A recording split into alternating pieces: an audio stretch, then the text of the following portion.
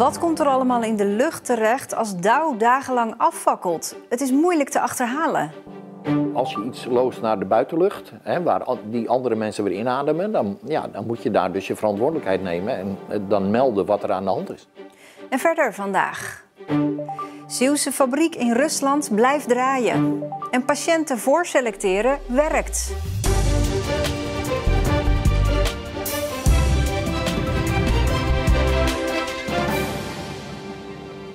Goedenavond.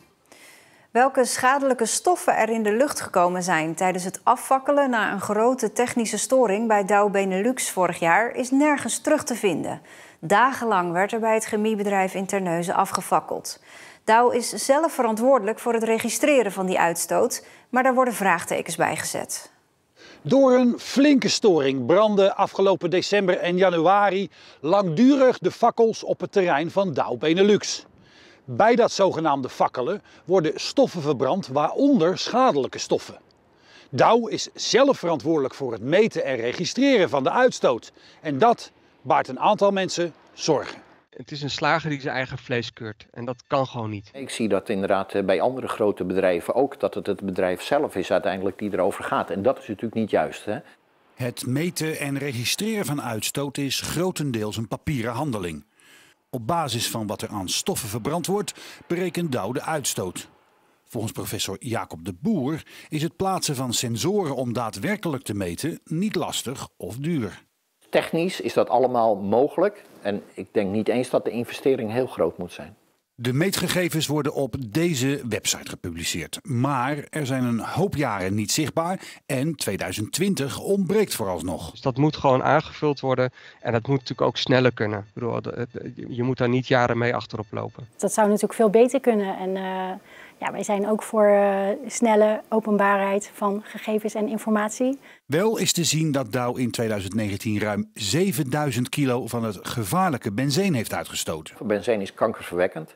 Er is veel discussie op het ogenblik wat er bij bepaalde asfaltfabrieken, wat daar dan buiten mag komen. En als ik het goed heb, is daar het maximum iets van 800 kilo per jaar. Dus als u het heeft over 7000 kilo, dan zijn we factor 10 hoger. En dan hebben we het, is natuurlijk problematisch. In noodsituaties zoals afgelopen december hoeft Dow zich niet aan de maximum uitstoot te houden. Omwonenden kunnen nergens binnen afzienbare tijd terugvinden wat er in zo'n periode is uitgestoten. Je moet natuurlijk meteen de omgeving waarschuwen en de toezichthouder waarschuwen en de provincie waarschuwen. Maar ook in directe zin de burgers. Die hebben gewoon recht op om te weten wat er precies gebeurt en wat daarvan de mogelijke gevolgen zijn. Ja, daar dringen wij uiteraard ook op aan dat dat sneller bekend kan worden gemaakt. Als je iets loost naar de buitenlucht, waar die andere mensen weer inademen, dan moet je daar dus je verantwoordelijkheid nemen en dan melden wat er aan de hand is. Controles op de uitstoot van Dow wordt door de uitvoeringsdienst DCMR gedaan. Soms aangekondigd, soms onverwacht. Provincie Zeeland is verantwoordelijk voor de uitstootvergunningen en zegt dat dit systeem van controle voldoende zekerheid geeft. Nou ja, dat is dus helaas niet voldoende. Te vaak worden we natuurlijk achteraf geconfronteerd met berichten dat er uitstoot of lozingen zijn geweest die buiten de vergunning om waren op onverwachte momenten. Dat kun je alleen maar in de gaten krijgen en houden als je permanent daadwerkelijk meet. Wat komt er nu werkelijk uit de fakkels van Dow? En zou de omgeving daar wellicht eerder van op de hoogte kunnen zijn?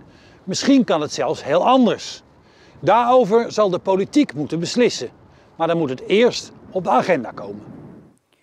Verantwoordelijk gedeputeerde Harry van der Maas wilde niet op camera reageren op dit verhaal. Dow geeft aan te willen kijken naar een manier om de omgeving sneller over de uitstoot te informeren.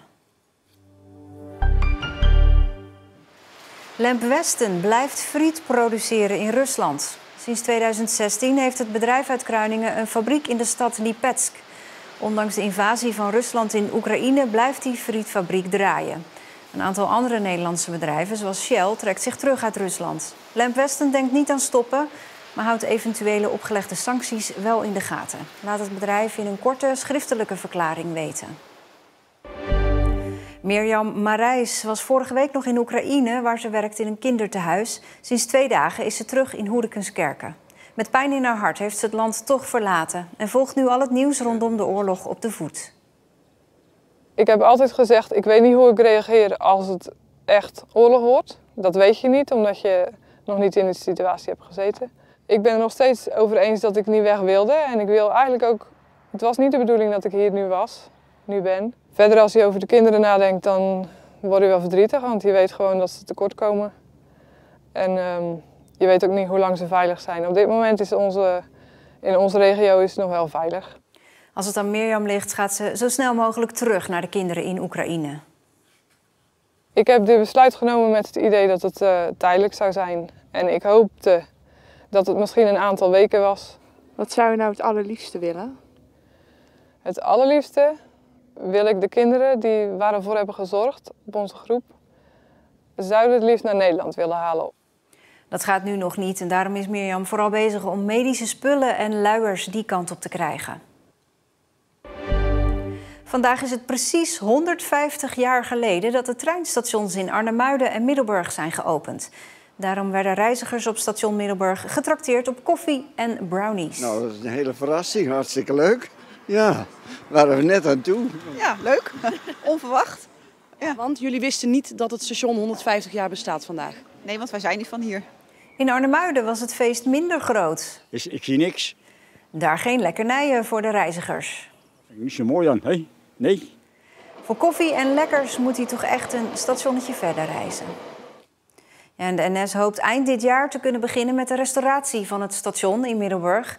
De komende jaren gaat het gebied op de schop en worden het stationsgebouw, de perronkap en de reizigerstunnel opgeknapt.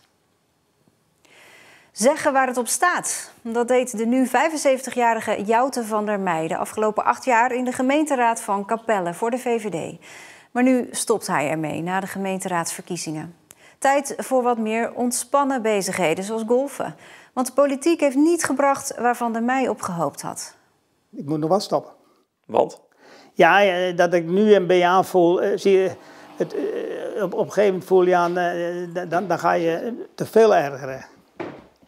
En dat is een opstapeling, dus ik moet nu stoppen. Met zijn Friese bloed maakte Joute van der Meij het zich in de afgelopen jaren niet altijd gemakkelijk. Met het hart op de tong zei hij vaak waar het op stond, ook binnen zijn eigen partij. Iets dat niet altijd begrepen en gewaardeerd werd. En dat zorgde bij Van der Meij zelf ook wel eens voor frustratie. Ik ben wel eens 's avonds thuis gekomen en dat ik tegen mijn vrouw zei van, dat ik moe was. Laat ik zo zeggen, ik was vaker, als ik van de gemeenteraadsvergadering kwam, was ik meer moe dan dat ik een zware vergadering van het bedrijf had gehad. Er zijn ook heel veel mensen die waren misschien niet moe, maar ik was dan inderdaad dat ik moeilijk kon slapen gewoon. En omdat ik me ook nog een beetje druk maakte erover. Naast het thuisfront was ook zijn hobby een uitlaatklep. Even de zinnen verzetten door hard tegen de bal te slaan. Je bent buiten, dat is het eerste. En je bent in beweging. En de afloop, dat is vaak ook belangrijk. Dat we dus, hole 19 is ook belangrijk. Dan gaan we met elkaar wat drinken. Zo makkelijk als het op het veld gaat, zo verging het Van der Meij in de politiek zeker niet. Hij wilde sneller en beter, maar liep aan tegen de bureaucratie. Als ik nou die 8 jaar bekijk, dan zeg ik van, dan vind ik eigenlijk dat ik te weinig succes heb gehad. Ik ben zeer gedreven. En die gedrevenheid die kun je in de politiek niet kwijt. Er komt altijd weer, we willen wel wat, maar de landelijke overheid, dat is een wet en je moet je aan die wet houden. En daar heb ik het meeste probleem mee gehad. Altijd aan die wet aan houden. Toch is hij ondanks alles blij met de ervaring. En dan rest natuurlijk alleen nog de vraag wat deze trotse Fries in Zeeland nu gaat doen. Verlangst worden weer waarom naar het Heitelon? Nee. Ik vind het wel mooi om een keer, als ik er ben, dan ben ik weer Fries en dan vind ik dat leuk. Dan kun je weer in Fries praten en dan zie ik de mentaliteit, want de speciale mentaliteit die Friesen, die ben wat chauvinistisch en dat vind ik mooi. Maar als ik dus bij Bergen op Zoom worden bereiken kom, dan ben ik weer thuis. En zo verlaat Joute van der Meij de Capelse politiek. Niet alleen met het hart op de tong, maar ook met het hart op de juiste plaats. Ja, en meer verkiezingsnieuws, en dat zal de komende weken niet minder worden, vindt u op onze website een app, heel herkenbaar aan het rode blok met Zeeland kiest. Online een voorselectie maken van patiënten bij de huisarts. Een proef daarmee is succesvol. De huisarts, de patiënten en zelfs de zorgverzekeraar, iedereen is blij. Toch zal het nog wel even duren voordat alle huisartsen met zo'n digitale triage, zoals het heet, aan de slag gaan. Dit is hoe het werkt. De patiënt voert online gegevens in op basis van vooraf opgestelde vragen. En als dat helpt kun je er ook 1 of meer foto's aan toevoegen. En dan krijgt de huisarts al die gegevens binnen en kan er snel een antwoord op geven. Of, als het nodig is, je alsnog uitnodigen voor een consult in de praktijk. Deze Axelse huisarts waar de proef liep is enthousiast. Wat we merken is dat het heel veel tijd scheelt. Als mensen ingepland worden op een kwartier, ze moeten wachten, ze moeten bellen. Dat is nu niet meer nodig. Mensen stellen de vraag, wij bekijken ernaar, we geven ze antwoord terug. En dat loopt zo lekker. Het is gewoon heel fijn. En ook de patiënten zijn erg tevreden. Ik had ook een ontstoken teennagel en daar heb ik gewoon fotootjes van gemaakt. En dat heb ik dan ook doorgestuurd in dat spreekuur.nl. En dat, smiddags kon ik eigenlijk al mijn antibiotica op gaan halen.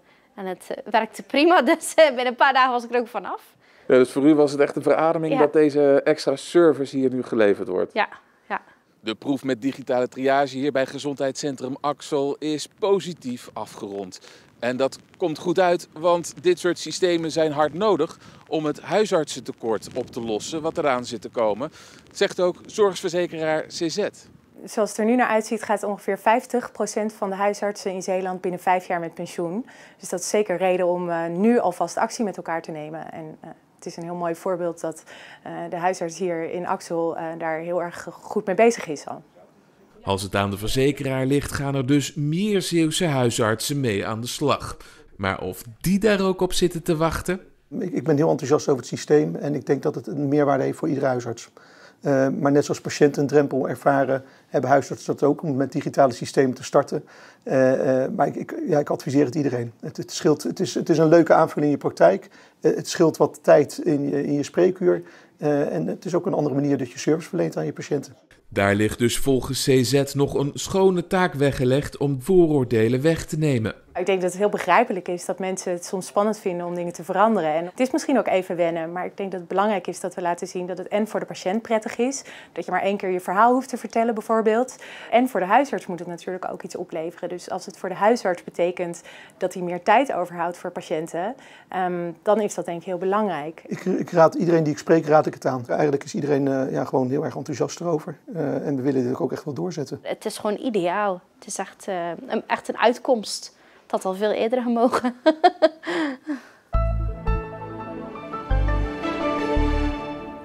Bewolkt vandaag en af en toe lichte regen. Bij een matige zuidoostenwind werd het 9 graden.